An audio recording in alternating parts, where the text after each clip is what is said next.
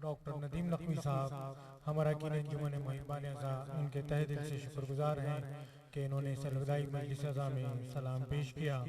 مومنین، یہ انجمن محبان اعضا کی جانب سے 38واں پروگرام ہے۔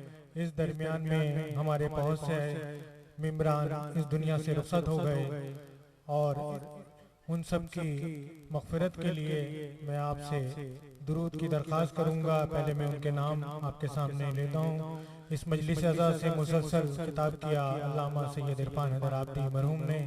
اس کے علاوہ پروفیسر سبت جعفر زیدی صاحب، سید عابد رضا آبدی صاحب، حسن رضا نہال صاحب، ذوالفقار حیدر پپو، رضا نقوی، محسن کاظمی، علمدار حسین اور ابھی حال ہی میں علی شہزاد جن کا انتقال ہوا ہے۔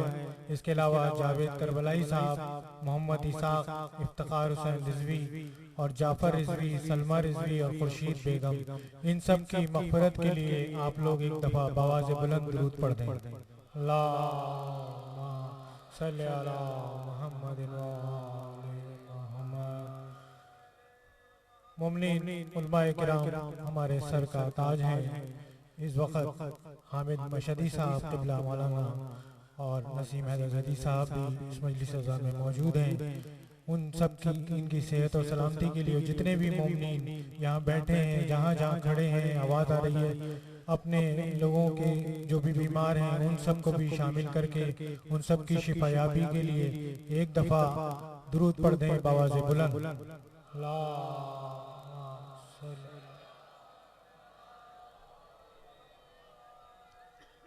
اب اس تاریخی الوداعی مجلس اعضا سے خطاب کے لیے گزارش کریں گے مولانا ڈاکٹر سید نسیم حیدر زیدی صاحب سے کہ اس الوداعی مجلس اعضا سے خطاب فرمائیں گے۔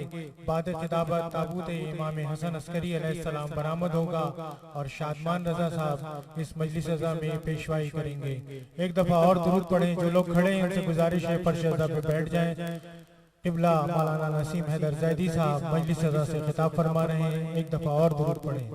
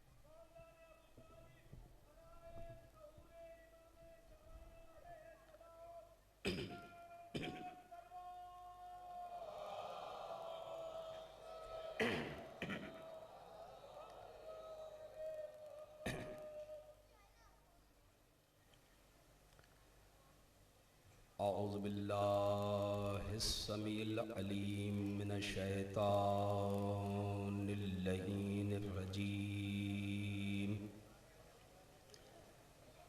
بسم اللہ الرحمن الرحیم۔ الحمد للہ رب العالمین، الصلاة والسلام على اشرف الانبیاء والمرسلین، سیدنا و نبینا و طبیب قلوبنا و شفیع ذنوبنا ابی القاسم محمد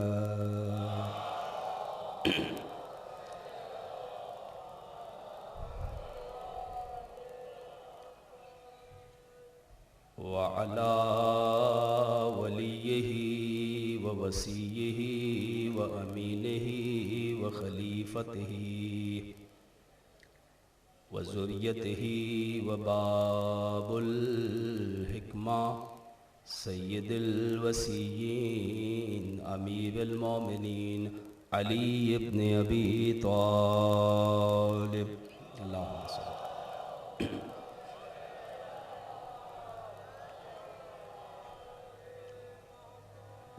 وعلى آله الطيبين الطاهرين المعصومين المنتجبين المنتخبين لا سيما لبقية الله في الأرضين وحجته على العالمين.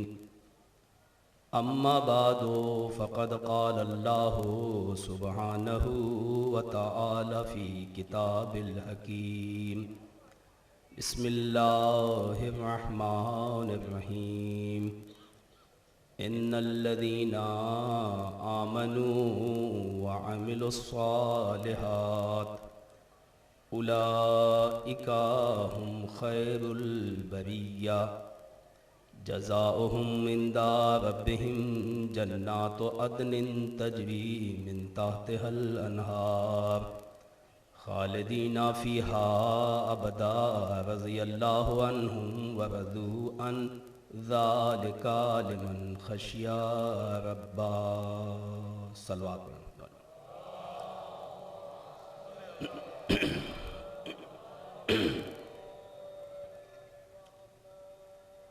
سب سے پہلے ایک سورہ فاتحہ کی التماس ہے. محمد اسحاق جعفر حسین خورشید بانو سلمہ رضوی افتخار حسین جاوید کربلائی اقبال رضا عابدہ اقبال اور اسی طرح سے تمام مومنین و مومنات جو اس دنیا سے جا چکے ہیں، تمام ملت جعفری کے شہداء اور جو لوگ یہاں تشریف فرما ہیں، ان سب کے مرحومین کے لیے ایک سورہ فاتحہ کی التماس ہے. ثواب الفاتحہ. بسم اللہ الرحمن الرحیم.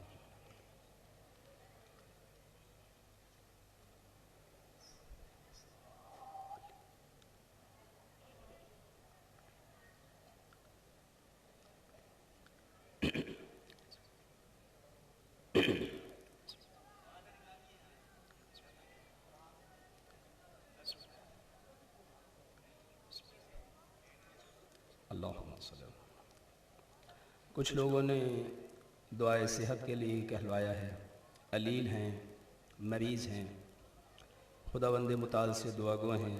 خصوصاً قمر عباس صاحب بھٹو صاحب کی ساس ہیں، اور بھی جو مومنین و مومنات علیل ہیں، خداوند متعال سے دعا گو ہیں کہ ان سب کو اہل بیت علیہ السلام کے صدقے سے جلد صحت کاملہ اور عاجلہ عنایت فرمائے انشاءاللہ تعالی العزیز.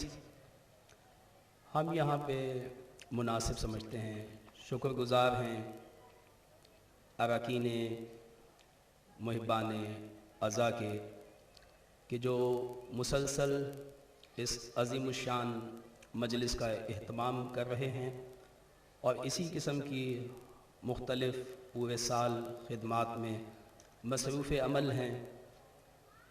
اس انجمن کے تمام اراکین کی صحت و سلامتی کے لیے دعا گو ہیں اور خداوند متعال سے دعا گو ہیں کہ ان کی اس عظیم الشان عبادت کو اپنی بارگاہ میں قبول فرمائے اور جتنے بھی اس عظیم الشان عبادت میں مصروف عمل ہیں ان سب کی توفیقات میں اضافہ فرمائے. ایک صلوات پڑھیں محمد.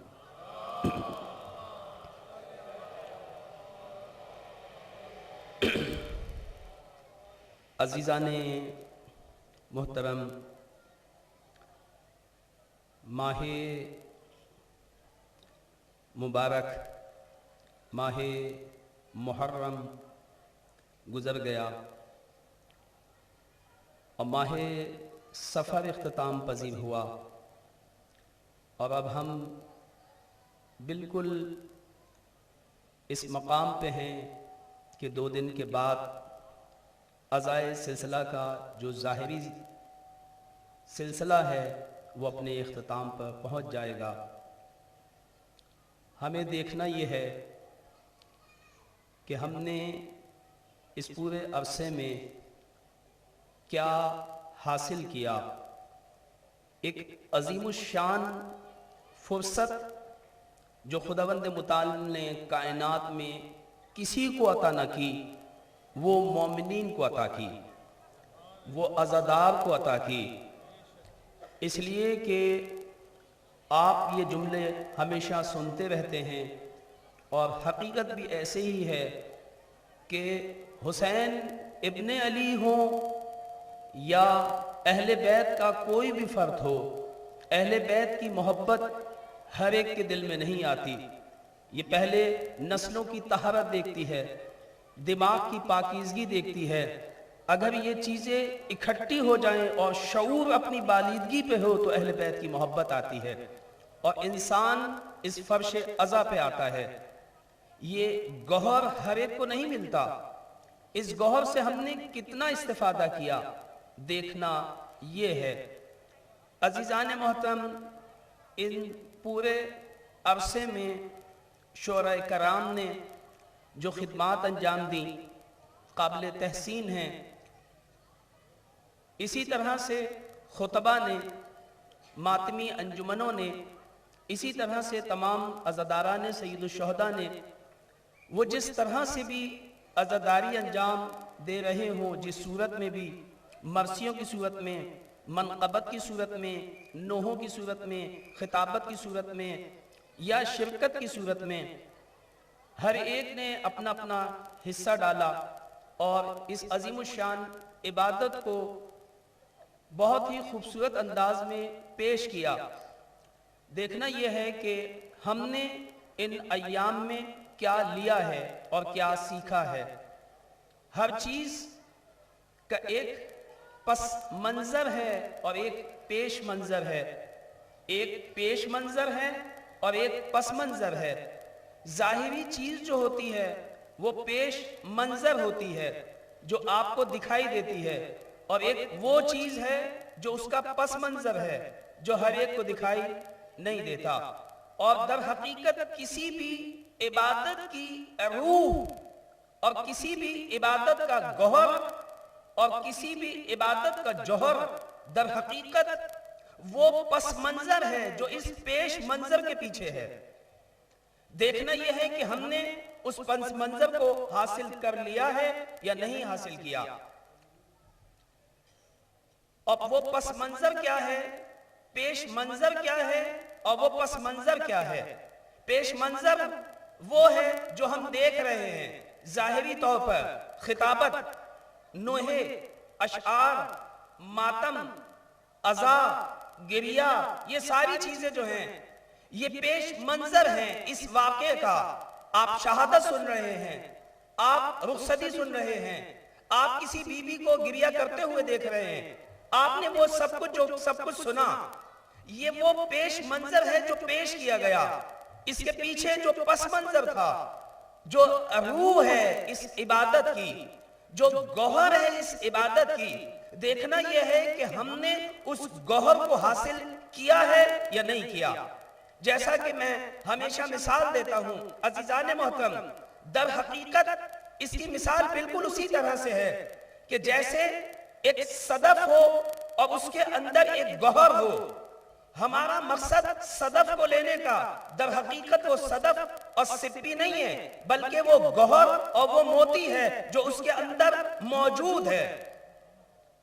یہ نوحہ، یہ گریہ، یہ ماتم، یہ عزاداریاں، یہ اشعار، یہ منقبت خوانی، یہ سب وہ صدف ہیں جن کے اندر وہ گوہر پایا جاتا ہے جو ہمیں ان سے حاصل کرنا ہے۔ آپ توجہ کریں، یہ خدمات ہیں۔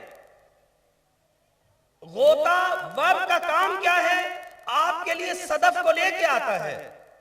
شعراء اسی غوطہ ور کی طرح ہیں، خطبہ اسی غوطہ ور کی طرح ہیں، ماتم گر لوگ، ماتم کناں لوگ، مرثیے خواہ لوگ جو زحمتیں کرتے ہیں، جو اس مجلسوں میں شرکت کرتے ہیں، جو پیام لے کے آتے ہیں، جو عزاداریاں کرتے ہیں، کسی بھی طرح سے وہ اس غوطہ ور کی طرح ہیں جو ساری مشکلوں سے ٹکرا کر آپ کے لیے وہ صدف لے کے آتے ہیں جس میں گوہر موجود ہے۔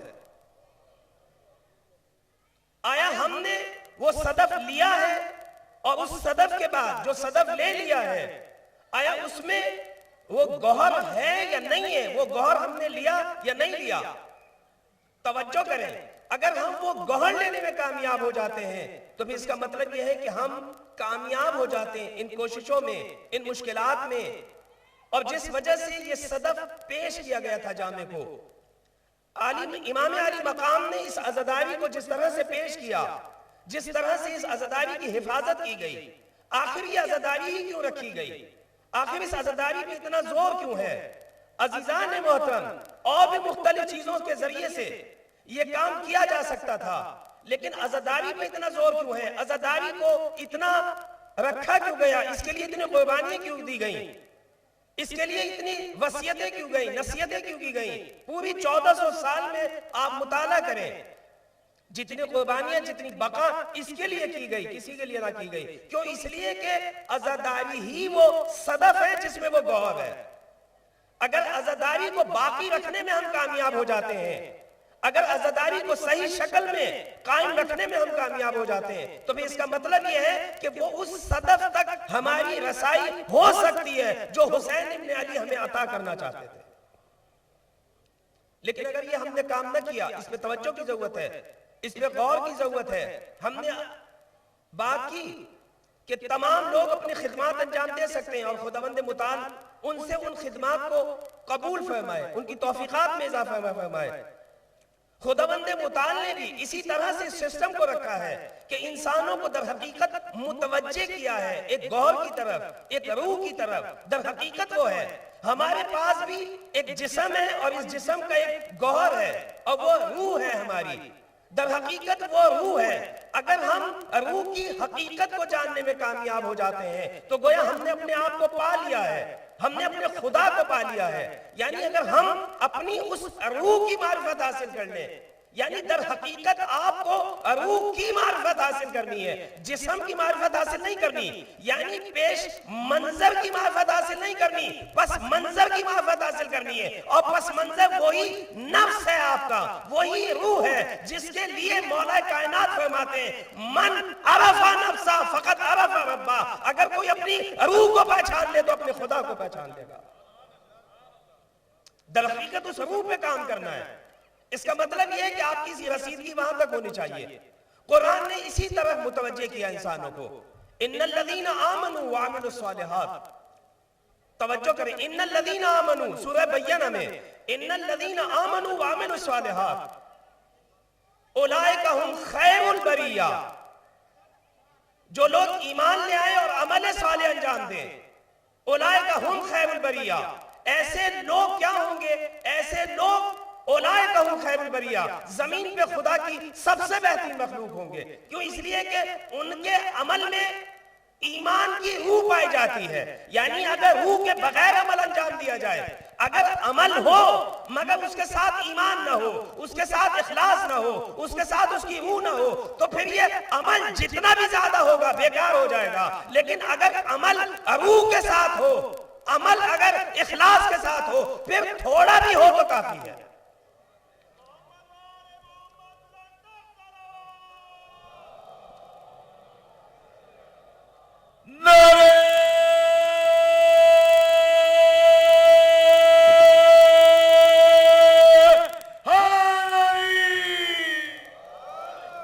اگر عمل تھوڑا بھی ہو تو کافی ہے، لیکن ایمان کے ساتھ ہو، اخلاص کے ساتھ ہو۔ اور فرمایا کہ جزاؤہم عند ربہم۔ کسی نے پوچھا یہ کون لوگ ہیں؟ اولئک ھم خیر البریہ۔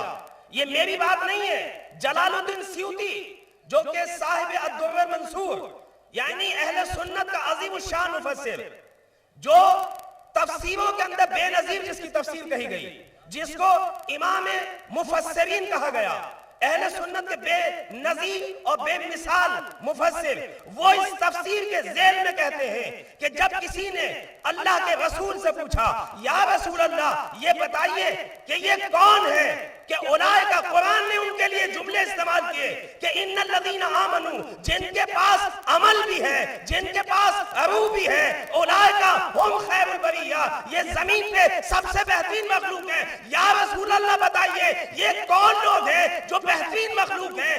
ابھی یہ بات ہو ہی رہی تھی، اتنے میں در منصور یہ کہتا ہے، اتنے میں مولا کائنات آ گئے، پیغمبر نے فرمایا یا علی انت و شیعتک ھم الفائزون، اے علی تیرے ہی شیعہ خیر البریہ بھی ہے اور جنت میں پہنچنے والے بھی۔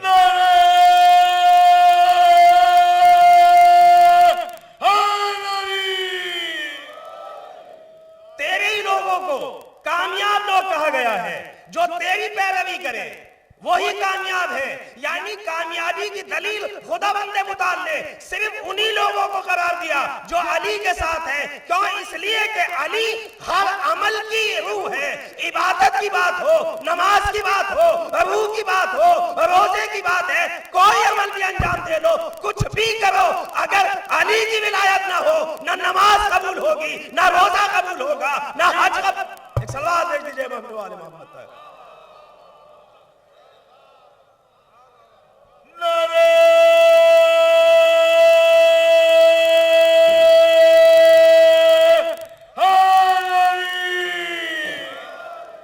اور قرآن کے تیور عجیب تھے.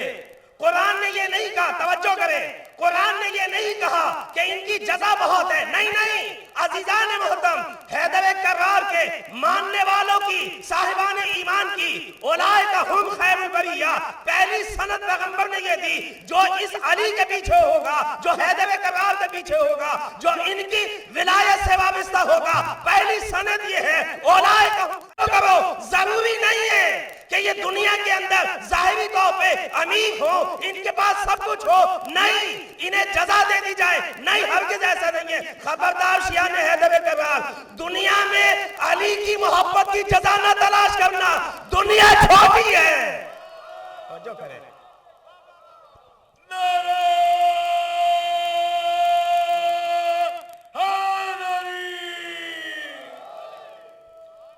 نہیں، یہاں تمہاری کوئی جزا نہیں دے سکتا. کوئی لفافہ علی کی محبت کی جزا نہیں ہو سکتا. کوئی لفافہ نعرہ حیدری کی جزا نہیں ہو سکتا. کوئی لفافہ کسی بھی قسم کا ہو ان منقبتوں کی جزا نہیں ہو سکتا. عزیزان محترم، وَجَزَاءُ قرآن نے آواز دی، وَجَزَاءُ مِن رَبِّهِمْ. خبردار، یہ جزا نہیں ہے جسے تم سزا سمجھ رہے ہو. سوچنا بھی نہیں کہ تم نے ولایت کی جزا دے دی ہے. نہیں، ہرگز ایسا نہیں ہے. جزاء مِن رَبِّهِمْ، ان کی جزا تو ان کے رب کے پاس ہے. کوئی ان کی جزا نہیں دے سکتا. جزاء مِن رَبِّهِمْ، کون سی جزا؟ ان کے رب کے پاس ہے. خبردار، کوئی ان کی جزا نہیں دے سکتا. جزاء مِن رَبِّهِمْ، ان کی جزا ان کے رب کے پاس ہے. جزاء من ربہم، کیا جزا ہے وہ؟ جنات عدن تجری. ابھی تک تم جنت کی بات سن رہے تھے. نہیں، یہ حیدر کرار کے ماننے والے ہیں. انہوں نے ساری زندگی ولایت پہ بات کی ہے. انہیں جنت نہیں دیں گے. ان کے لیے ہم نے جنتیں رکھی ہیں. جنات عدن تجری. اور کون سی جنتیں؟ جنات عدن تجری من تحت الانہار خالدین فیہا ابدا. توجہ کرو، یہ جنت وہ نہیں ہے. دنیا کی جنت واپس لے لی جاتی ہے. دنیا کی جنت ختم ہو جاتی ہے. لفافہ جتنا بھی بڑا ہو ختم ہو جائے گا. جو جنت ہمارے پاس ہے وہ کبھی ختم نہیں ہوگی. ایک صلوات دے دیجئے محمد والے محمد پر. نعرہ تکبیر، نعرہ رسالت، نعرہ حیدری. جنات عدن تجری من تحت الانہار خالدین فیہا ابدا. یہ اس میں ہمیشہ رہیں گے، انہیں نکالا نہیں جا سکتا.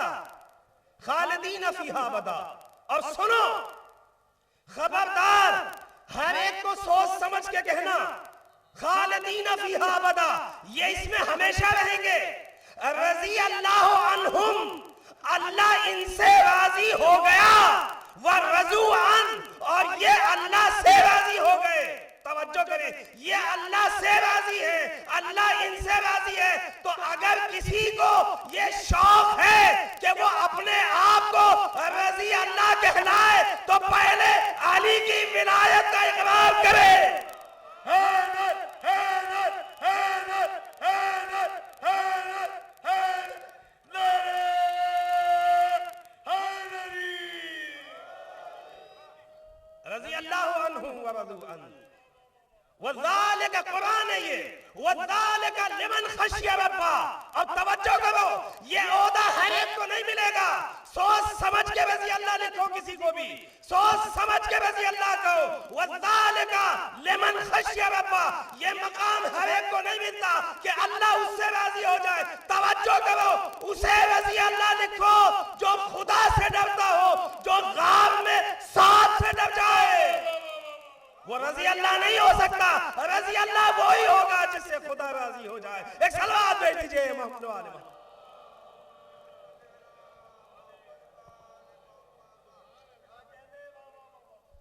ایمان کی روح ہے، روح ولایت. اور یہ ایسے نہیں کہہ رہا، یہ تقریری نقطے نہیں ہیں، یہ جذبات نہیں ہیں، یہ احساسات نہیں ہیں.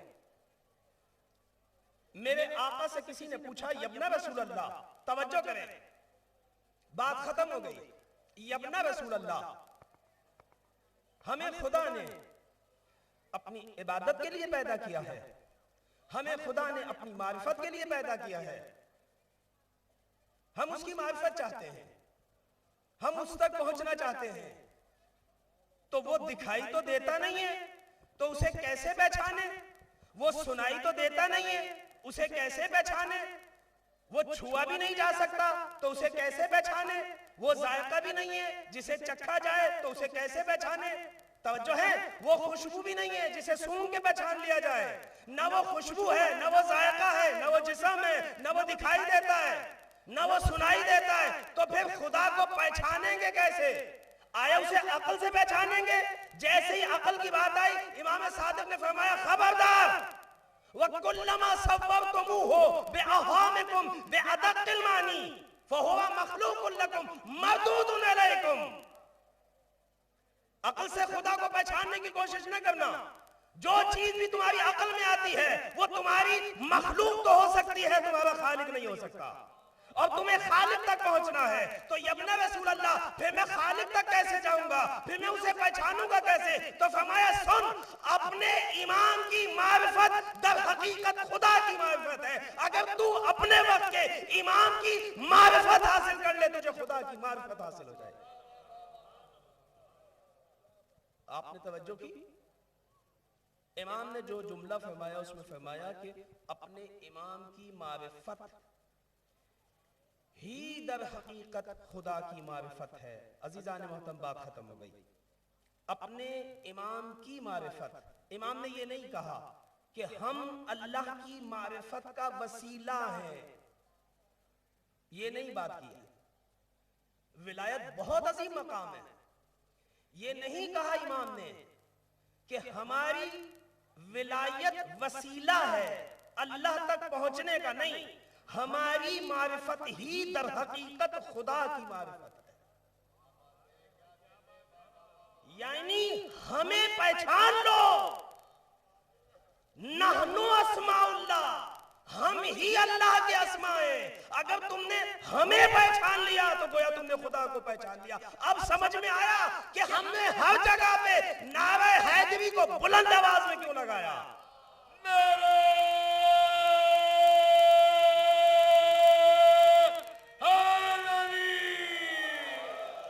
ابھی تک لوگوں کو یہ بات سمجھ میں نہیں آئی تھی کہ اتنی تاکید کیوں گئی. فَإِن لَمْ تَفْعَلْ فَمَا بَلَغْتَ رِسَالَةَ. کوئی مقام ایسا نہیں تھا، نہ نماز کے لیے ایسی بات ہوئی، نہ روزے کے لیے ایسی بات ہوئی، نہ توحید کے لیے ایسی بات ہے، نہ رسالت کے لیے ایسی بات ہے. لیکن جب بات امامت کی آئی ہے، ولایت کی آیت ہے، تیور بدلے ہیں، انداز بدلا ہے.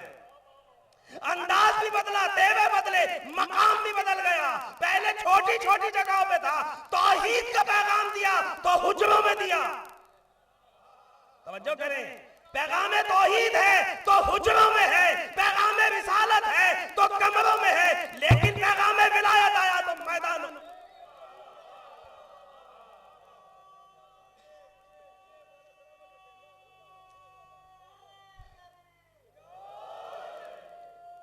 کہا کیوں؟ کہا اس وجہ سے کہ اگر توجہ کریں، بیان ولایت کو کمروں میں بیان نہ کیا جائے گا، اسے کھلے عام بیان کیا جائے گا، اسے صحرا میں. اور سنو، مکے والے نہیں ہونے چاہیے، صرف مدینے والوں پہ اکتفا نہیں ہوگا، خاندان والوں پہ اکتفا نہیں ہوگا، نہیں، پوری دنیا کے لوگوں کو اکٹھا کر کے پھر اعلان ولایت ہوگا کہ اگر یہ ثابت ہو گیا توحید بھی ثابت ہو جائے گی، رسالت بھی ثابت ہو جائے گی. ایک صلوات بھیج دیجئے محمد و آل محمد.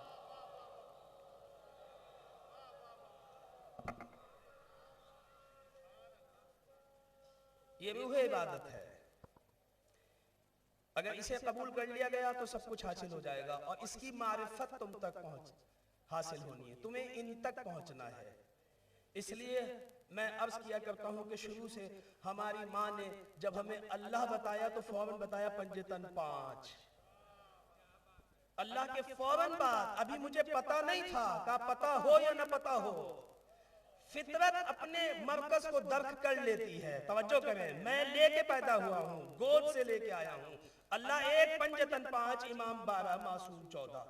کیوں؟ کہ اس وجہ سے کہ اگر انہیں پہچان لیا تو یہ خود بخود سمجھ میں آ جائے گی۔ اس لیے والدہ نے بھی، والد نے بھی شروع ہی سے مجھے مشکل کشائی سکھائی ہے، نام علی سکھایا ہے، تاکہ قدم قدم پہ اس وجہ سے علی کا نام آیا کہ اگر علی سمجھ میں آ گئے تو پھر رسول بھی سمجھ میں آ جائیں گے، پھر مجھے توحید بھی سمجھ میں آ جائے گی۔ کیوں؟ اس لیے کہ یہ باب اللہ ہے۔ اگر تمہیں کسی گھر کا دروازہ پتہ نہ ہو تو کبھی بھی دروازے میں داخل۔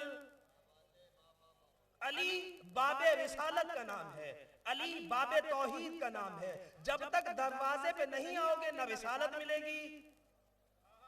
آپ نے توجہ کی؟ اسی لیے شاید بزرگان نے کہا بے حب اہل بیت عبادت حرام ہے۔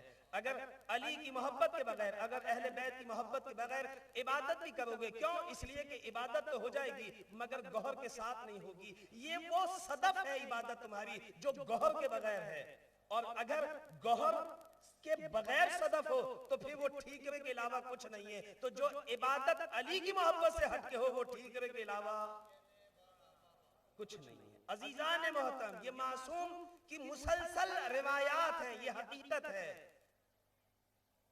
معرفت کی طرف تمہیں دعوت دی گئی۔ معرفت کیا چیز ہے؟ محبت تو وہاں سبھی کیا کرتے تھے، عقیدت تو سبھی رکھتے تھے۔ معرفت محبت کا نام نہیں ہے، معرفت عقیدت کا نام نہیں ہے، وَإِلَّا یہ ساری چیزیں وہاں موجود تھیں۔ آیا معرفت در حقیقت یہ ہے، توجہ کریں، میں سادے الفاظوں میں بات کروں گا۔ معرفت آئمہ یہ ہے۔ معرفت کیا چیز ہے؟ معرفت یہ ہے کہ آئمہ کا کردار، آئمہ کی فکر، آئمہ کی آئیڈیولوجی، آئمہ کی سوچ میرے اندر منتقل ہو جائے۔ اگر یہ چیزیں میرے اندر منتقل ہو گئی آئمہ کی، ان کا کردار، ان کی سیرت، ان کی فکر، ان کی آئیڈیولوجی، تو پھر عزیزان محترم اس کا مطلب یہ ہے کہ مجھے ان کی معرفت حاصل ہو گئی ہے، میں ان کے قریب ہو گیا ہوں۔ باقی یہ کہ جتنا انسان اپنے علم کے اوپر عمل کرتا چلا جائے گا اسی طرح سے اس کی معرفت میں اضافہ ہوتا چلا جائے گا۔ آپ نے دیکھ لیا محبت کرنے والے بہت زیادہ تھے، عقیدت رکھنے والے بہت زیادہ تھے، لیکن بے معرفت محبت ہے۔ توجہ کریں، خدا پیغمبر نے مسلسل معرفت پہ زور دیا ہے۔ کیا فرمایا؟ معرفت ہے کیا چیز؟ امام سے محبت کرنے والے تو بہت ہیں لیکن مقام امامت کو جاننے والے کم ہیں۔ مقام امامت کو پہچاننا امامت کی معرفت ہے۔ امام کو جاننے والے بہت ہیں مگر اس کے مقام کو جاننے والے بہت کم لوگ ہیں۔ اگر امامت کے مقام کو پہچان لیا جائے، امامت کے رول کو انسانی معاشروں میں پہچان لیا جائے اور اسے وہ مقام دے دیا جائے تو یہی معرفت امام ہے۔ میری بات ختم ہو گئی۔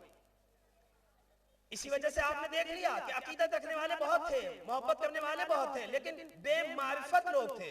بہت سارے لوگ ایسے تھے جو بے معرفت تھے۔ امام بلاتے رہ گئے، وہ نہیں آئے۔ شہادتیں اسی لیے پیش ہو گئیں، وہ نہیں آئے، حالانکہ سارے لوگ عقیدت کا اظہار کرتے تھے۔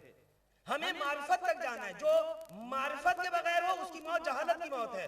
رسول نے بھی یہ جملہ فرمایا، اور 11ویں امام نے جن کی شہادت کی مناسبت سے یہ مجلس برپا کی جا رہی ہے، پیغمبر نے کیا فرمایا؟ من ماتا ولم یعرف امام زمانہ ماتا میتتن جاہلیہ۔ اگر کوئی بھی شخص اپنے وقت کے امام کی معرفت کے بغیر اس دنیا سے چلا گیا، معرفت کے بغیر، محبت کی بات نہیں کی ہے، عقیدت کی بات نہیں کی ہے، معرفت پہ بات کی ہے۔ من ماتا ولم یعرف امام زمانہ، اگر کوئی شخص اپنے وقت کے امام کی معرفت نہ رکھتا ہو تو اس کی موت جہالت کی موت ہے۔ جہالت کیا چیز ہے؟ جہاں توحید نہیں ہے، جہالت وہ دور ہے جہاں توحید نہیں ہے، جہالت وہ دور ہے جہاں رسالت نہ ہو، جہاں توحید نہ ہو، جہاں منکرات ہو، جہاں نیکیاں نہ ہو، جہاں دہشت گردی ہو، جہاں خون ریزی ہو، جہاں خیانت کاری ہو، جہاں صداقت نہ ہو، یہ سب جہالت ہے۔ اور اس کے برعکس جہاں ولایت بھی ہو، توحید بھی ہو، جہاں علی بھی ہو، جہاں صداقت بھی ہو، جہاں نیکیاں بھی ہو، یہ سب کی سب کیا ہے؟ یہ معرفت ہے۔ جن معاشروں کے اندر یہ چیزیں موجود ہیں، مولا فرماتے ہیں معرفت یعنی یہ تمہیں پتا ہونا چاہیے کہ امام کا رول کیا ہے، امامت کیا چیز ہے۔ معرفت یہ ہے کہ تمہیں پتا ہو کہ یہ امام ہے، امام کو کہاں ہونا چاہیے، امام کو حکومت پہ ہونا چاہیے۔ ولایت نام حکومت کا ہے، ولایت نام سرپرستی کا ہے۔ آیا امام کے حکومت کے لیے، امام کو حاکم بنانے کے لیے ہم نے کتنی کوششیں کی، ہم نے کتنی کاوشیں کی، ہم نے کتنی تلاش کی؟ اگر یہ کارنامہ ہم انجام نہیں دیا، کوتاہی کی ہے۔ معرفت یہی ہے تمہیں پتا ہو کہ امام کیا ہے، حل من ناصرہ کی آواز یہی ہے۔ امام یہی چاہتے تھے کہ تمہیں پتا ہونا چاہیے، ورنہ آپ نے دیکھ لیا اس دور کے لوگ اکتفا کر کے بیٹھ گئے۔ امام موسیٰ کاظم علیہ السلام،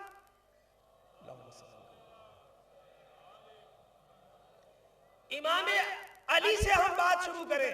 امام علی 25 سال تک امت سے دور رہے، لوگوں سے دور تھے۔ امام علی 25 سال تک گھر میں قید ہے، امام علی نظر بند ہے، جو آپ کہیں امام اس طرح سے زندگی گزار رہے ہیں۔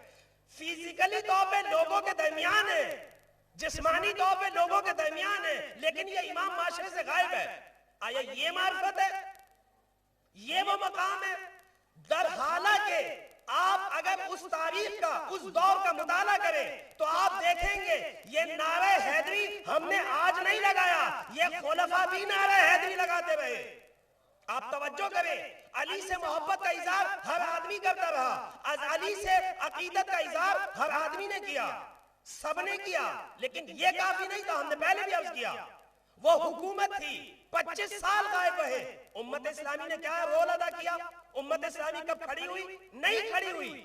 25 سال امام نظر بند رہے، 25 سال امام معاشرے میں نہیں ہے، حالانکہ ظاہری طور پہ موجود ہے۔ امام حسن بھی ایسے ہی، اور آپ کو معلوم ہے امام حسن تنہا ترین سردار ہے، یعنی تنہا امام۔ امام کا ہونا کافی نہیں ہوتا معاشرے میں، ہو کے کیا کرے گا، آ کے کیا کریں گے؟ آنا کافی نہیں ہے، ہونا کافی نہیں ہے۔ یہ تو خدا نے دیکھ لیا، پہلے کو بھیج کے، دوسرے کو بھیج کے، تیسرے کو بھیج کے، ان کا ہونا کافی نہیں ہے۔ تھے غائب تھے شہید کر دیا گیا، تھے گھر لٹ گیا، تھے سب کچھ دے دیا، تھے بچے چلے گئے، سب کچھ دے دیا، بہنوں کی چادریں لٹ گئی، پھر کیا ہوا؟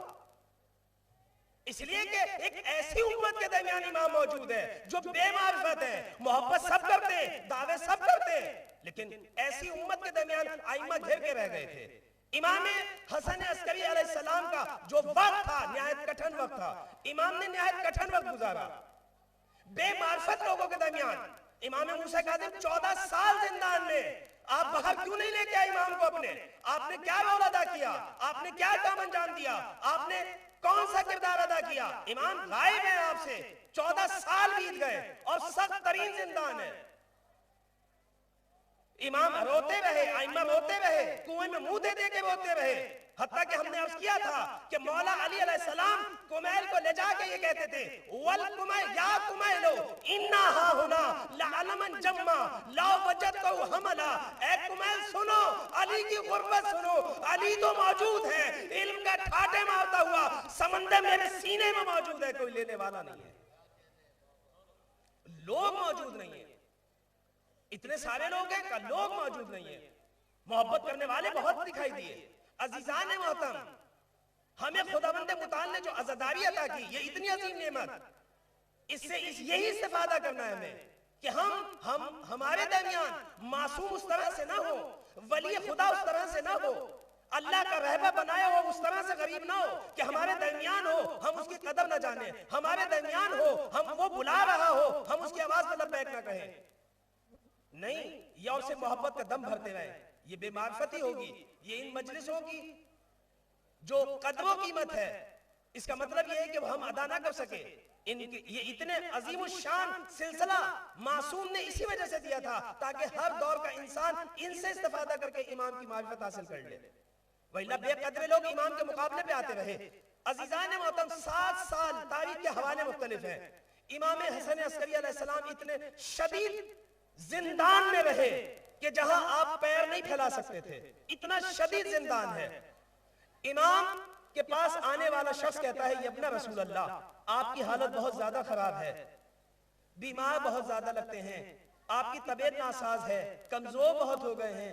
امام فرماتے ہیں اے پوچھنے والے مجھے یہ بتا کہ وہ شخص کس طرح سے صحت مند ہو سکتا ہے کہ جسے 24 گھنٹے میں ایک مرتبہ کھانا دیا جائے اور اس کھانے کے اندر بھی زہر ہو، اور سنو جب یہ مجھے کھانا دے دیا جاتا ہے تو میں تڑپتا رہتا ہوں، مجھے ایک ڈاکٹر کے پاس نہیں لے جایا جاتا کہ میرا علاج کیا جائے، مجھے طبیب کو دکھایا نہیں دیا جاتا، مجھے دوائی نہیں دی جاتی، بلکہ میں تڑپتا رہتا ہوں یہاں تک کہ زہر کا اثر ہلکا پڑ جاتا ہے اور پھر اگلا دن ہوتا ہے۔ یہ امام کے اوپر، ایک امام کے اوپر یہ حالات ہیں اور امت اسلامیہ خاموش، لوگ خاموش۔ ایک دن کی بات نہیں تھی، عرصہ بیت گیا، زندان اتنے شدید رہے۔ عزیزان محترم بہت ساری ذمہ داری آئی، ایک جو ذمہ داری امام کے سامنے تھی وہ ایک ایسے فرقے سے جنگ کرنا تھی جو امام کے مد مقابل آ گیا تھا۔ ایسے لوگ ہر دور میں پیدا ہو جاتے ہیں جو پیسے کے زور کے اوپر امام کی امامت کے حائل ہو جاتے ہیں، امام کو پیغام پہنچانے نہیں دیتے، جو اپنی طرف سے امام کی مختلف خبریں پہنچاتے ہیں، جو امام کے کردار میں شک کرتے ہوئے دکھائی دیتے ہیں، لوگوں میں شبہات پیدا کرتے ہیں۔ یہ ہر دور میں تھے، امام حسن عسکری کے دور میں بھی ایسا ہوا۔ واقعہ فرقہ کے کام یہی تھا، امام نے شدید مذمت کی۔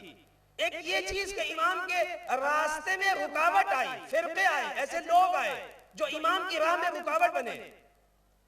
ایک اور جو امام کو مقابلہ کرنا پڑا وہ حکومتوں کا مقابلہ تھا۔ عزیزان محترم جب انسان حق کے لیے کھڑا ہوتا ہے، جب انسان رسالت الہیہ کے لیے کام کرتا ہے، اس کے سامنے بہت ساری رکاوٹیں آ جاتی ہیں، بہت سارے مسائل کا سامنا کرنا پڑتا ہے، اپنے گھر والوں سے دور رہنا پڑتا ہے، کبھی اسیری، کبھی زندان، یہ ساری مصیبتیں برداشت کرنی پڑتی ہیں۔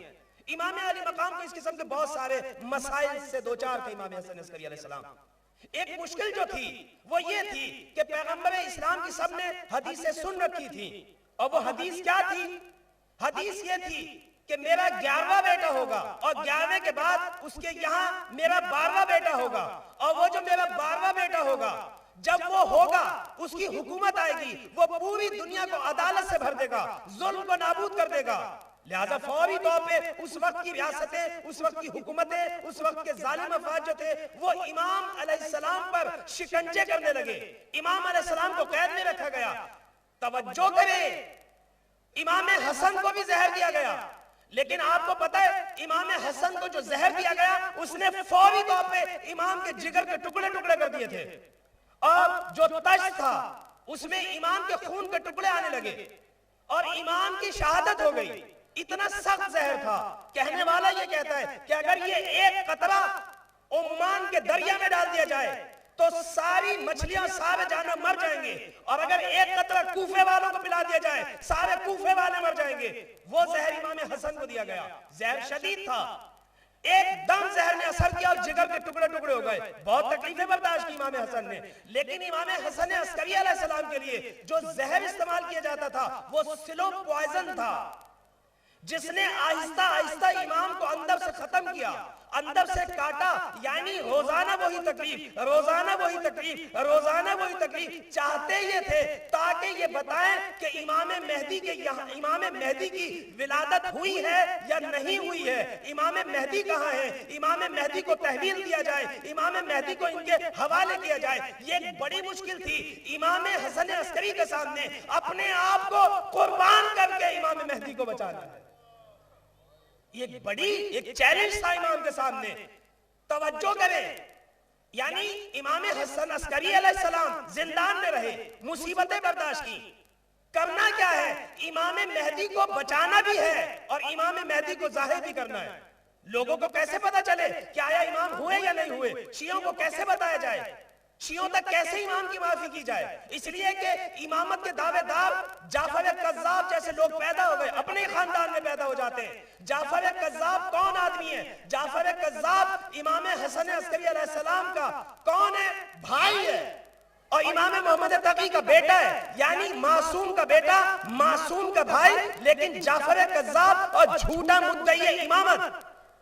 تشخیص دینا لوگوں کے لیے مشکل ہو گئی تھی، اور ریاستیں جو تھی وہ جعفر کذاب کو بلایا کرتی تھی تاکہ لوگوں کو یہ ظاہر کر سکے کہ یہ در حقیقت امام ہے، امام حسن عسکری امام نہیں ہے۔ ہر دور میں ایسا ہی ہوتا ہے، جعلی لوگوں کو آگے لایا جاتا ہے، 2 نمبر لوگوں کو آگے لایا جاتا ہے تاکہ بتایا جائے، اصلی کو نظر انداز کر کے جعلیوں کو آگے لایا جاتا ہے۔ یہ سنت رہی ہے عزیزان محترم، اس میں بصیرت کی ضرورت ہے، شعور کی ضرورت ہے۔ آپ کو پتا ہونا چاہیے آپ کا حقیقی رہبر کون ہے۔ اگر یہ نہ کیا، اگر اس کی طرف توجہ نہیں کی، تو بہت سارے لوگ جس طرح سے بھٹک گئے تھے اس دور کے اندر اور وہ امام زمانہ تک نہیں پہنچ سکے، وہ امام حسن عسکری تک نہیں پہنچ سکے، آج کے دور میں بھی ایسا ہوگا اگر انسان کو اپنے وقت کے امام کی شناخت نہ ہو، وہ معیارات انسان کے ہاتھ میں نہ ہو۔ ہر ایک کے پیچھے نہیں جانا، ہر ایک کے ساتھ نہیں جانا۔ ائمہ نے نقوش بتائیں، معیارات بتائیں، امام نے ساری نشانیاں بتائی ہیں، جیسے امام مہدی کے لیے بتائی تھی۔ توجہ کریں، میرا بیٹا کون ہوگا، میرا نائب کون ہوگا، میرا خلیفہ کون ہوگا، آپ نشانیاں بتا رہے ہیں، اور اس کے بعد اس دنیا سے تشریف لے گئے۔ امام مہدی بھی جب پردہ غیبت میں گئے ہیں، ہر ایک کے پیچھے جانے کی ضرورت نہیں ہے۔ جیسے امامت کے بہت سارے لوگ امامت کا دعویٰ کریں گے، یہ ہر دور میں ہوتا ہے، رہبران بہت زیادہ کھڑے ہوتے ہیں، آپ کے پاس معیار ہونے چاہیے۔ یہ امام حسن عسکری کے دور کی مشکل بھی تھی، امام مہدی کے دور کی بھی مشکل یہی تھی۔ اسی لیے امام علیہ السلام نے نشانیاں بتائیں، معیارات بتائیں۔ کیا کہا؟ فَأَمَّا مَنْ كَانَ مِنَ الْفُقَهَاءِ صَائِنًا لِنَفْسِهِ حَافِظًا لِدِينِهِ مُطِيعًا لِأَمْرِ مَوْلَاهِ۔ یہ ساری صفتیں بتاتے ہیں، ہر ایک کے پیچھے نہیں جانا، جس میں یہ معیارات موجود ہو وہی تمہارا کون ہوگا، وہ مرجع ہوگا، اس کے پیچھے جانا، اس کی بات ہماری بات ہوگی۔ فَإِنَّهُمْ حُجَّتِي عَلَيْكُمْ وَأَنَا حُجَّتُ اللَّهِ، وہ تمہارے اوپر حجت ہے، میں خدا کی طرف سے حجت ہوں۔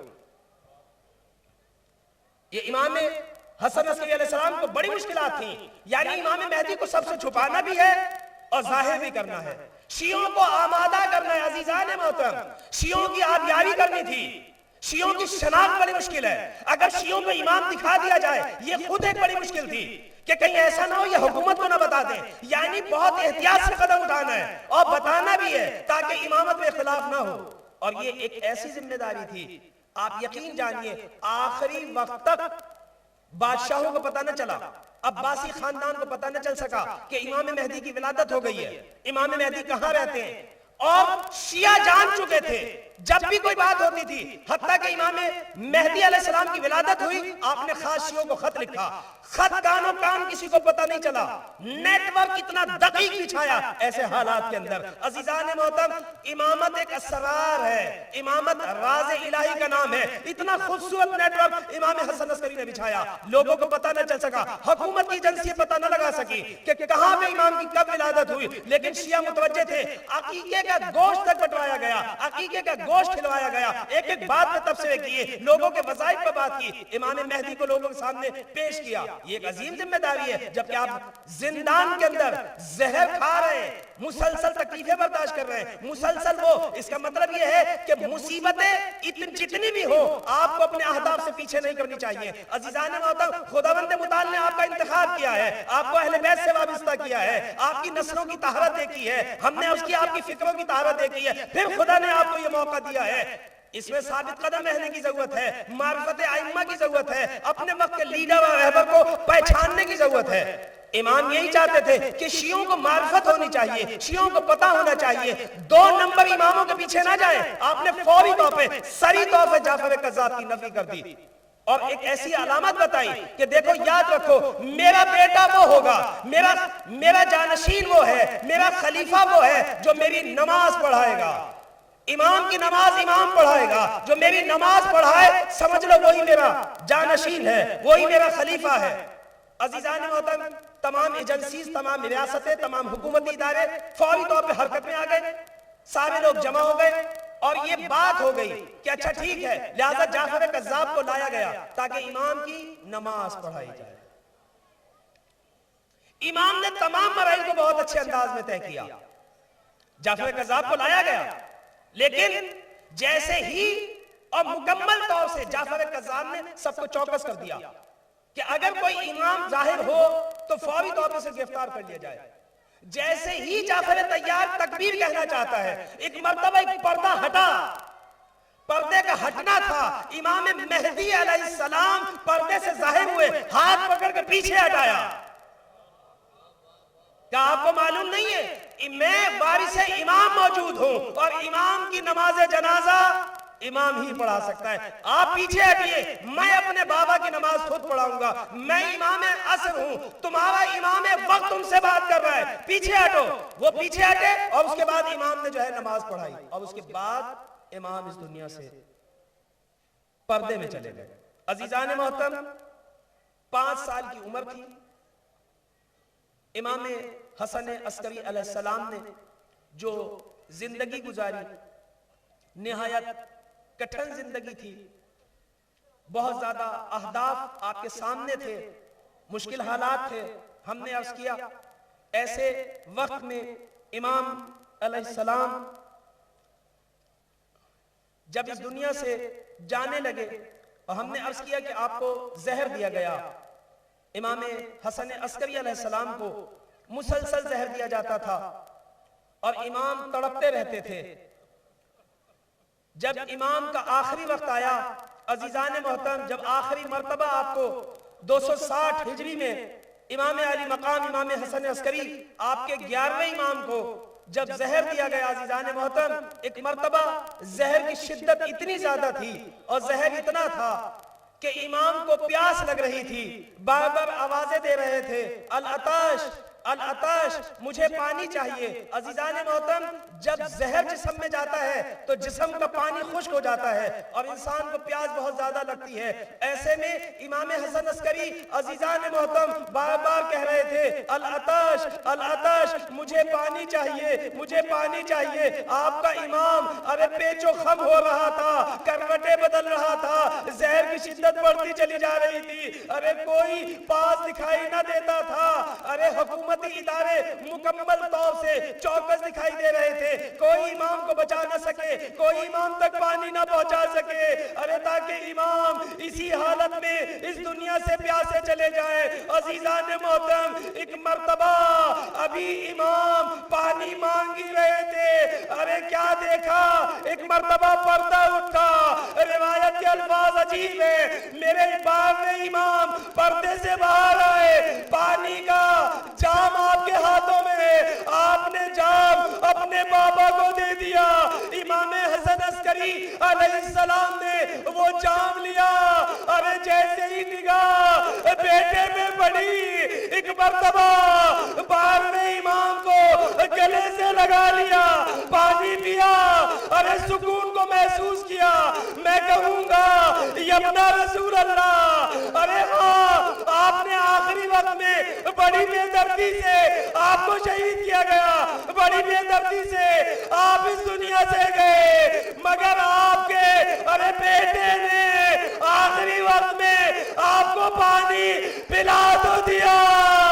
ارے مگر سلام کربلا کے اس مسافر پر، اس شہید پر، ارے جو پانی مانگتا رہا مگر بیٹا اتنا مجبور تھا، پانی نہ دے سکا.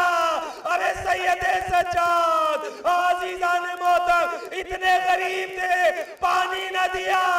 ارے عزیزان محترم حسین اس دنیا سے پیاسے چلے گئے. سید سجاد نے جب قبر حسین بنائی اس پہ یہی لکھا ھذا قبر حسین ابن علی الذی قتل عطشانا. ارے یہ میرے بابا حسین کی قبر ہے لوگوں، ارے جو پیاسا مارا گیا. میں کہوں گا اے امام حسن عسکری، آپ پیاسے گئے، بیٹے نے پانی دیا، آپ اس دنیا سے گئے، آپ کا جنازہ اٹھا. ارے بیٹے نے غسل و کفن دیا، تابوت اٹھا، مگر سلام کربلا کے اس مسافر پر، ارے جس کا جنازہ نہ اٹھ سکا، جس کا تابوت نہ اٹھ سکا، ارے جس کا جسم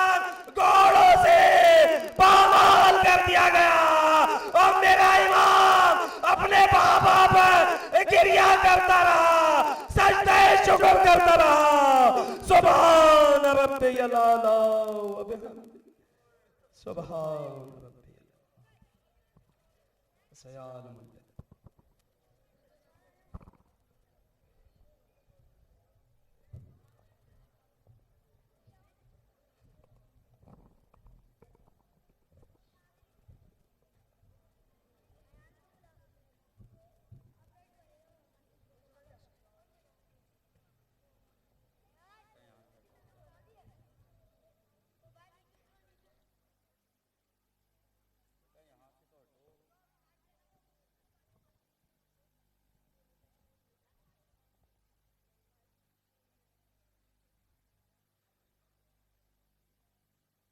हम अंजुमन मोहिबान आज़ा की जानिब से जनाब ज़ुल्फ़िकार अली भुट्टो की जानिब से, मून भाई और जानी भाई की जानिब से क़िबला व काबा के हक़ में दुआगो हैं कि जनाब सैयदा इनके इस पुरसे को कबूल फरमाए